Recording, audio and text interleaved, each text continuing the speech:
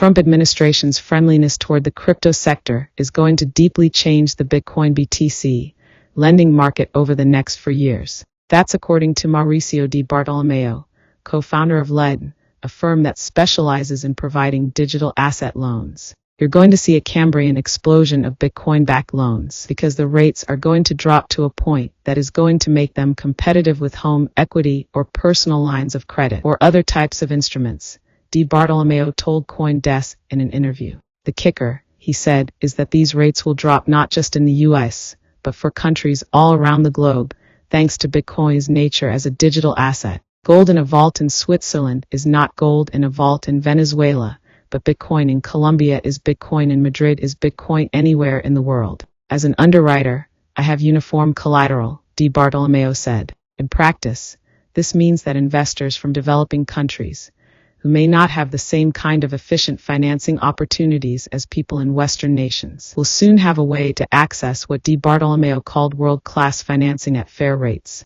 That's because big banks are finally ready to wade into crypto lending, now that the U.S. Securities and Exchange Commission SEC has rescinded SAB 121, a controversial accounting rule that made it prohibitive for firms to custody crypto assets. Historically, very few players have offered crypto lending services in the U.S., which has made the space relatively uncompetitive, according to Di Bartolomeo. It's a seller's market right now. We are lending out dollars fully collateralized at north of 12.5%, with zero losses over 7 years. Banks are going to look at this and say, wow, this is a great rate of return. One bank will come in with 12% interest. Another will do 10%. Another says 9%. So this is going to compress, he said. It will really benefit the consumer. Lending Bitcoin born and raised in Venezuela, Di Bartolomeo entered the crypto sphere in 2014. Back then, the country was reeling from hyperinflation and Nicolás Maduro's ascent to power.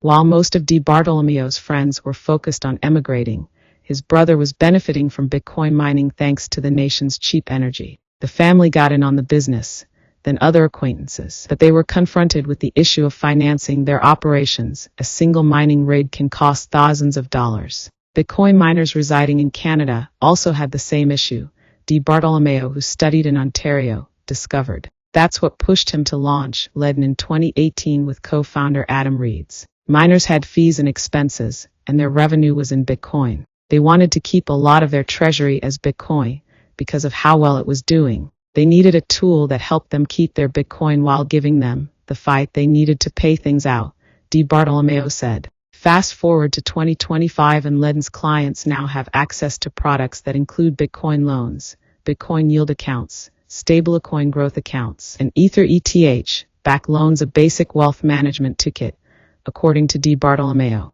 The loans also provide a tax-efficient way of obtaining liquidity. Customers include high net worth individuals that were early to Bitcoin, businesses and funds. Ledn has issued $9 billion in loans since inception. Though it's based in Canada, Ledn was one of the first lending companies to offer services in Spanish, which allowed the firm to establish a market in countries like Mexico, Colombia, Venezuela and Spain, while other lenders BlockFi, Voyager, Celsius, Genesis were pushing to capture the U.S. market. When these lenders were wiped out in 2022, Ledn was one of the only firms left standing, and it grew in the U.S. organically. With big banks wading in, Di Bartolomeo believes the pie is about to get much larger, and that Ledn is well positioned to get a sliver of it. Ledn will have a seat at the table no matter how this shakes out, if we continue to do our job, and that's what I'm very excited about. How big the seat is, the table is going to be huge, and there's going to be tons of food. As long as we're in the room,